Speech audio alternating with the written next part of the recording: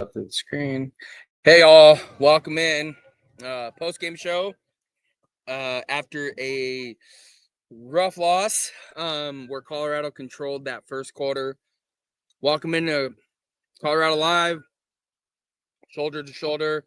Yeah, let's get into this post-game. Tough loss tonight for the Buffs. They controlled a lot of the game. First quarter, right? 3 turnovers to start the first quarter. It should have been over after the first quarter, but we'll dive into a couple things. So, but welcome in again. If you're here, welcome in.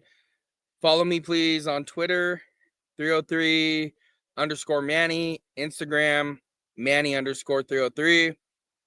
Again, we do appreciate y'all joining in with us. So, yeah, let's jump into the game as we're here. Tough loss tonight for the Buffs here in Boulder. Buffs had control in the first quarter, did not capitalize on it. After the first quarter, it was Georgia Tech's first 3 drives, 3 turnovers. And again, there's not a lot you can do there. You have to cash those in for at least field goals. And again, that was the difference in the game. I don't agree with the thing that you lose games at the end of the game. You lose them throughout the course of the game. And tonight in first quarter, game was lost at that point. The Buffs need to capitalize on those first three turnovers in the first quarter. We have my boy Ethan here. Ethan, what do you think?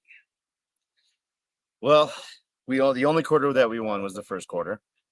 After that, Georgia Tech kind of started dictating their will. Their quarterback remained calm even after all those turnovers, and their offensive line performed well against our defensive line. I think their running back had 8 yards per carry, 150 yards rushing on 15 carries. That's not going to win you very many games. It's just Georgia Tech specifically. We did see Georgia Tech open up in the no huddle in the first 2 drives, which we thought was kind of unique. Maybe they're trying to throw them off, but right after they didn't have success, turnovers, they were right back to grinding us down, and they were successful. Absolutely. And one of the things that I noticed was you had during the first quarter was the no huddle, and it was like, what are you guys doing? You're at altitude at this point. So it was a struggle.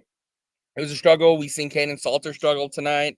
And again, comment in if you guys can, but one of the struggles that we noticed from the stands was first read was covered and Caden Salter kind of panicked a little bit, and that was you can't play quarterback like that in big time Power 4 college football. Again, the Buffs have a lot of work to do. The offensive line came out strong, but it was a complete struggle after that. And again, the Buffs, this is one of those ones. It is the first game of the season, but one of those ones they should have had. They had to have, I should say. Basically, after that first quarter, we should have been talking blowout after that. But let's see. Moving forward, we'll see what the Buffs do. First game of the season. A lot of games left here, and hopefully this is one of those. I don't want to call it a get right game, but more of a. What do you think, Ethan? What do you think the right word is for that? Sucks. Sucks game. Yeah, it sucks game. We're not necessarily. I don't know if we were ready for prime time here. I don't know if we came prepared. I'm not sure if our offense was ready for the defense and what they were scheming. I'm not really sure. I need to rewatch everything again to really give you a true analysis of what happened here. All I can tell you is we were out physicaled, and I didn't see that happening. And we weren't clutch in any single way, in any term of the word. We were not ready for the primetime light. I wouldn't say it was embarrassment. Georgia Tech is going to be in the running for the ACC probably, but still, that's a tough one to lose. We wanted that one, but it's not over. With the expanded playoff, we still have a chance to make that. And also, all you got to do is win the Big 12 and you're in.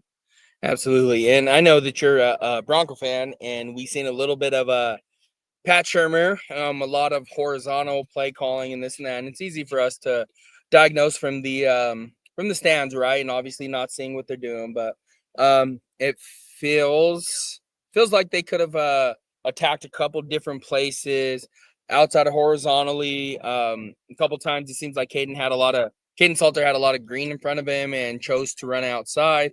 Again, though, this is kind of what happens when you dive into the transfer portal, though, is you have all these new players. They're trying to figure out the offense. And again, it's part of the progression that we have during the season now in college football, and this is the reality. So we're gonna continue. You know, the Buffs continue to put their noses down, their heads down, and they're gonna have to get after it. So, yeah, absolutely. Coaching loss. We have one comment saying a coaching loss. Yeah, I don't know if it's to that extent. I think it's hard not to say these things. It's easy to put blame around. It's easy, to say this is why we lost. Yeah, and I agree. Our guy here, Demistocles G, says first game was too big for K Salter, but I know he will be good the rest of the offense next week. So yeah, absolutely. And that's just one of the things when you schedule a difficult opponent week one. It's just part of it, though. Some schools are playing, and again, no disrespect to them, but Alcorn State, Appalachian State, the Buffs decided not to do that. Right? They got Georgia Tech coming in, who is one of our. They're a good team. I mean, they took Georgia to how many overtimes? 5 overtimes. It was a lot of overtimes. Yeah. Yeah. They are not a pushover, and so I mean, if anybody's really thinking about it, we're going to be okay. We held our own. Now, do we need to start faster? I mean, we started fast, but do we need to finish faster? Probably. Yeah, absolutely. And again, it's one of those games. Tons of turnover. We have our friend Dexter here. Shador will be missed. He was missed tonight. That poise, that moxie, that just guiding the offense tonight was absolutely missed tonight. And that's one of those things that are going to develop as we move on throughout the season. So, and again, this is what happens when you hit the transfer portal hard. I'm sure, Prime knows that. Coach Prime knows that. Everybody knows that, though. There has to be time to gel. And again, Duke said this the other night. How quickly can this team gel? And that is the most important part of the season. That is where this team is going to, this is where they're going to make their bread at this year. So, we'll continue to watch it. But it is definitely after the first game of the season, this is one the Buffs should have had, and it should have been, correct me if I'm wrong, Ethan, this should have been it should have been over at the end of the first quarter. I mean, I'm thinking it should be 21-0 by at least, maybe 17-0. 13 at the minimum. Yeah, right. Like that's where we should have been at going into the second quarter.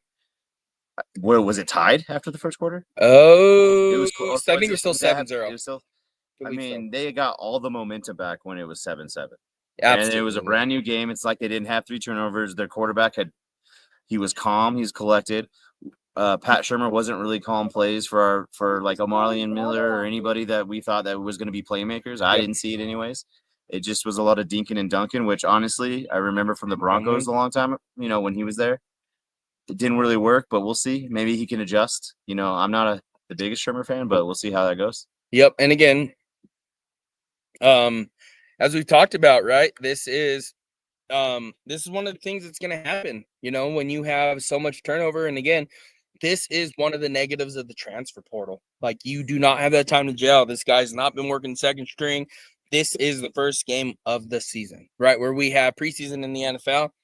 That does not exist. It does not exist during the college season. So, let's get to a couple fan interactions, right? Demistocles G said, I felt G Tech best team that we were going to face this season. We lost this game that we should have won, but I'm not worried about this game. Learning lesson for absolutely. This is game one, and again, at the end of the day, I don't like using the word preseason, but this is a preseason game. This game has no outcome on the season unless we're talking about seeding, all these type of things. But again, we're not talking about those kind of things right now. So the Buffs, everything's still in front of them. They control their own destiny. We'll see where they go. And again, one of my biggest takeaways, though, we should have got to see Julian Lewis tonight. And again, it's easy for me to say from the stands, but I truly believe Julian Lewis would have been it would have been nice to see what he had, because I think What was it? What was the final stat line tonight on Caden Salter as far as passing yards go? 17 for 28 for 159 yards, 5.7 average. That's not going to cut it. No. It's not going to cut in And Power he 4 had, football. I mean, we're looking at one big reception from Amarian Miller that was 39 yards. That's counting about for like, what is that? A sixth of that of his total yards. Yeah, about 6, 7. I mean, Amarian Miller was our leading yards receiver, and he had one reception. And that can't happen. And again, a lot of the night, what it seemed like was Caden Salter would look at the defense. There would be one read, and he would tuck and go. So, whatever that is, that has to be worked on. And again, you guys know how I feel about Julian Lewis rocking the juju tonight, but it's I feel like he should have got a little bit of burn tonight and see what he could do with the offense, because that kid is again, like we talked about, uber talented, one of the best prospects I've ever evaluated. But Caden Salter looked like he was maybe it's easy to say the moment was a little bit too big for him tonight. I mean, you could definitely say that. I don't think he stepped up to the plate. There's going to be more games. He's going to have a chance to prove himself. It's not the end of the world for the kid. He's young. He can persevere. We'll see how he does. On defense, though, I don't know did you see anybody stand out on defense? We did have Reginald Hughes with 11 tackles, led the team, 6'9" solo. How many TFLs, though? 0 TFLs, but we did the one, Martavius French, he did have 2 TFLs. He led the team. How many total? There was 3 total tackles for loss. Total, though. Oh, total tackles for him? Yep. 6. 5 total. And again, that's not unexpected, but there was plays that we seen where he whipped a couple times, right? Missed tackles, whiffed. Buffs have their work cut out for him. And again, this is a good problem to have week 1. Again, we are not heading into bowl week. We are not even heading into conference play at this point. So, and then one other thing that stands out to me is we only had 1 sack. And I know that Georgia Tech doesn't necessarily throw the ball, just drop back and do this type of scheming. But 1 sack, we were leading. Well, we were leading the Big 12 last year. Yeah, so there's an issue there. Maybe we need to address the pass rush. We definitely need to look at the defensive line. Second here. Maybe rewatch that film here. Yeah, absolutely. One of the things I have on my docket, if you will, schedule tomorrow is to rewatch this game, because you look at you look at the defensive line. They were not getting any push, and again, regardless of that way, what that may be, you do not get pushed around. You lose games in the trenches.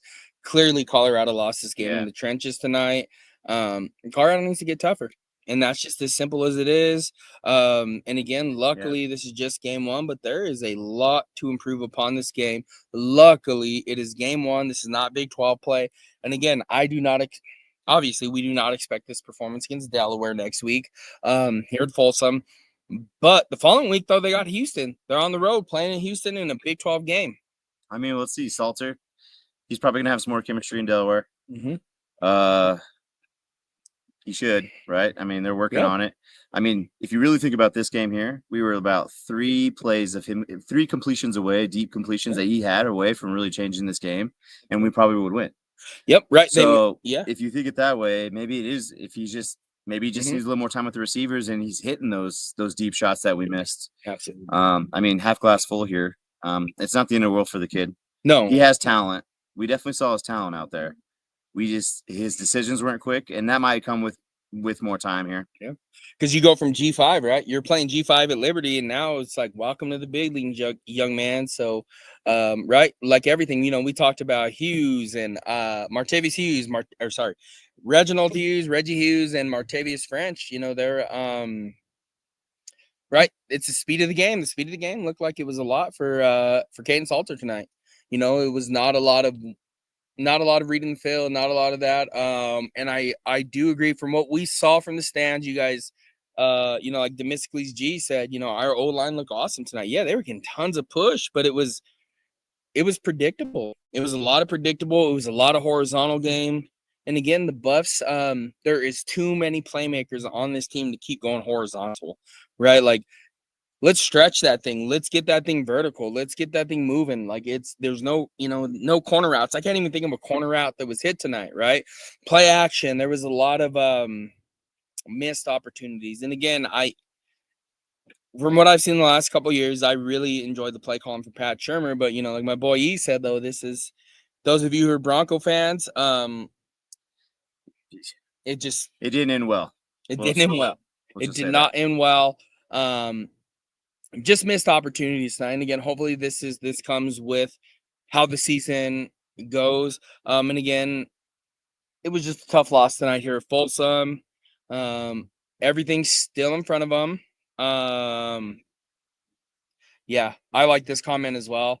Bro, we are so loaded on offense. I agree. Like, and again, Demysticles G, you tell me if I'm wrong or not here, but we did not exploit that, right? We did not exploit Amari Miller. We did not exploit Draylon. We did not, DeKalen Taylor. We did not exploit those guys tonight. It was so basic that it felt like it was very vanilla tonight, like a preseason game, which I mean, maybe that is an indication of what Salter can handle so far. Maybe they're, I mean, I know this is a different, but like usually, like for instance, Sean Payton, Bo Nix, they don't have the same playbook they did last year, right? True. Like they installed something that he could handle, and that could be what's happening here. And they're installing the same for Juju. I mean, he's a freshman. Yeah, he's probably going to need it. I mean, I'm not sure the plays are probably much different from his high school. Yeah, absolutely. The calling, the language is different, so he's going to definitely need time. So this could just be the offense just needing to catch up. The defense should be better than it was, though. Yep. Especially against the run. I mean, everything that Georgia Tech wanted to do on the run, they did. And the verbiage, the verbiage is different. Everything, and again, I'm going to continue and harp in this though. Is you guys know how I feel about Julian Lewis? That he should have got some burn tonight. I mean, he is. Again, you have to sometimes put it aside. I get that Caden Salter transferred here. I get this. And again, I don't want to create a controversy. I'm not trying to do any of that. But Julian Lewis is, again, that kid is going to win a Heisman Trophy one day or come damn near close to it. There was a lot of one read and freak out. And again, hopefully this comes with time. So, and like you said, maybe a lot of it was just the playbook, right? We don't know what's going on behind the scenes. It did look simple, right? The plays, they were running a simple scheme. It seemed vanilla. Like, and we all thought it was vanilla. Maybe that's what they have to run right now. I'm hoping they're installing another different type of playbook or something or whatever they need to do or more, Yeah. And our guy here, Demysticles G, said, yeah, let's keep it 100 for sure. It was Salter on offense, but he will be good. Yeah, he struggled tonight. Again, I don't know what you guys saw on the broadcast. I don't know what you guys saw, but after my boys had to run to the bathroom a lot, so I missed the first half of offensive drives.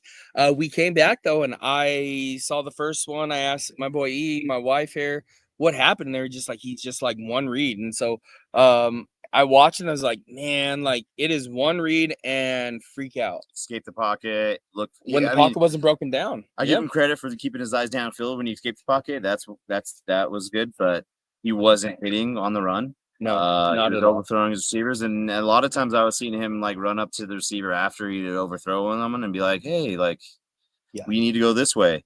I don't know if that could be the chemistry thing we're talking, right? Mm-hmm. Maybe they're not. They're developing, or maybe the receivers are not running the routes they're supposed to. We don't know unless we're in those rooms, but we just know that the chemistry is not there, and that needs to improve, and it should improve with time.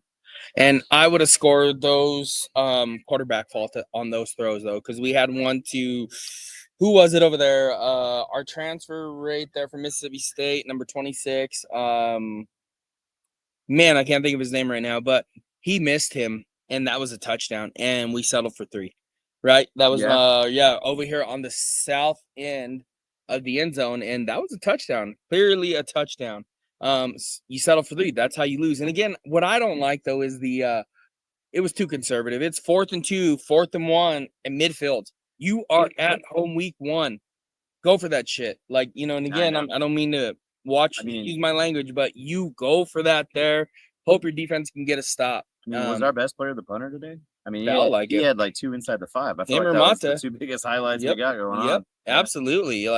It was it was a lot of conservative.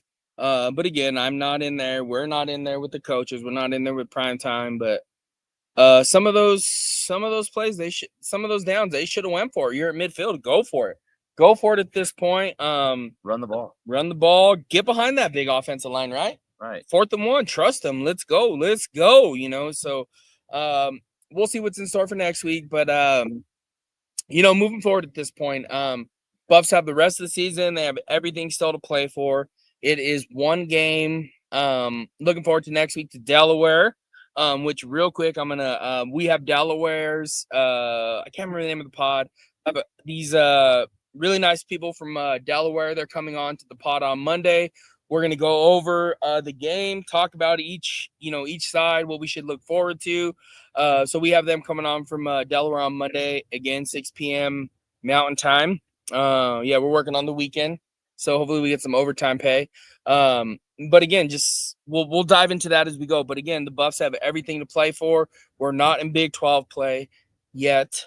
But next week they got a lot of this is one of them get right games. So yeah, I mean, if we see Salter struggle against Delaware, I think we're really going to be hearing some juju news, like noise. Yeah, I mean, rightfully so, right? I mean, Delaware is one of those absolutely. teams that we should dominate.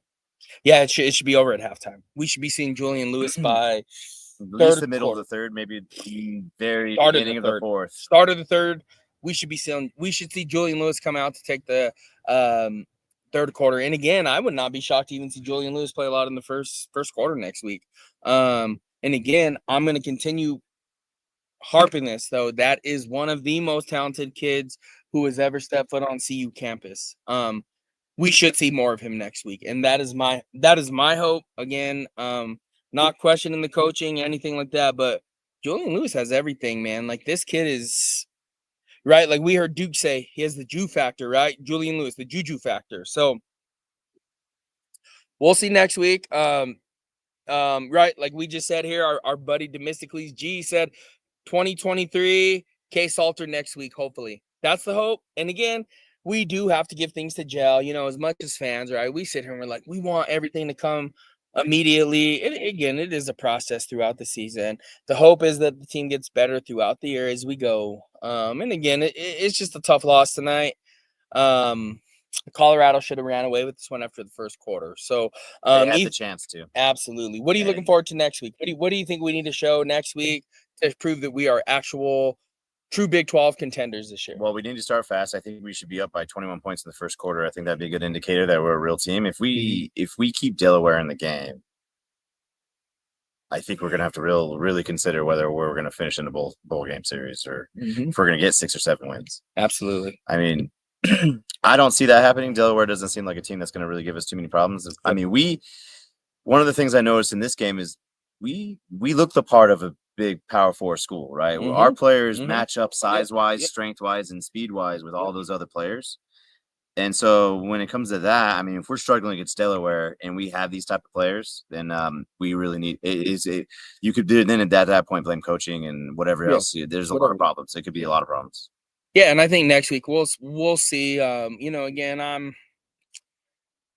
do I say this? I'm not for scheduling these big teams week one, but it is exciting. It is fun, unless everybody else does it, I should say. So it was a good test. We did not pass tonight. I won't say we bombed the test, but again, we did not pass it.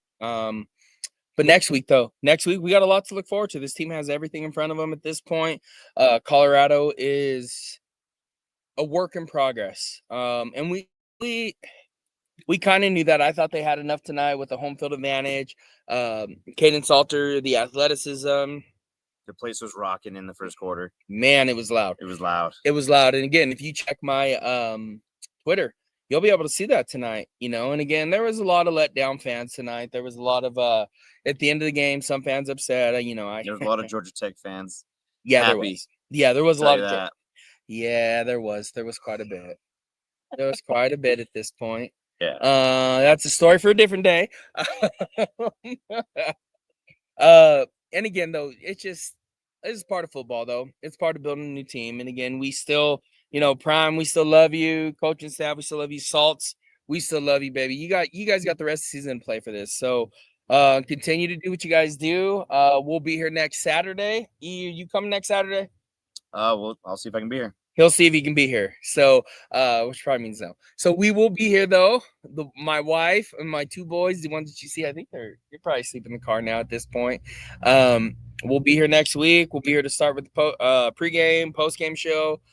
But again, Buffs have everything to play for. And Monday, make sure you tune in. We have Delaware, some really, really nice, fine individuals coming in from Delaware. I shouldn't say coming in on the show. Join us, talk some Delaware football. And again, I think my understanding of them is there's 3 quarterback system. Yes, they use 3 quarterbacks, so it is something that we'll have to prepare for. And again, this is part of football. Yeah, if you've never seen Delaware players, they're gonna look a lot like Michigan, but they're not Michigan. What is it, like light blue Michigan? It's like light blue Michigan. Yeah, I got to ask about that. Like, are you guys like who had the first Michigan logo or like the helmets? Yeah, like Michigan looks cool. Like, who copied who? Yeah, because Michigan behind CU, they have like the second coolest like uniforms, I would say, like the helmet and everything with the Wolverine. Iconic, yeah. Yeah. So and then we got Joe Flacco, Rich Gannon, and Rich Gannon. If you are seeing this, I did invite you on the show. That would have been fantastic to get you on here.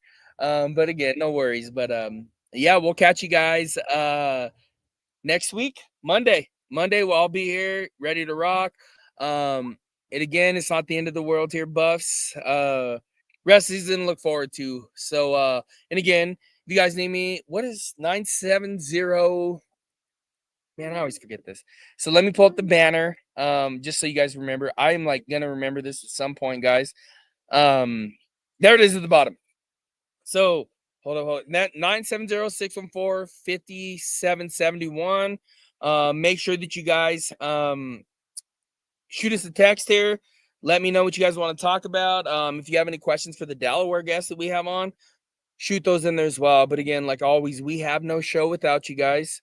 We could not do this without you. So again, much appreciated. Much love to all of you. Have a good evening tonight. And, as always, Go Buffs, baby. All right. Have a good evening, guys.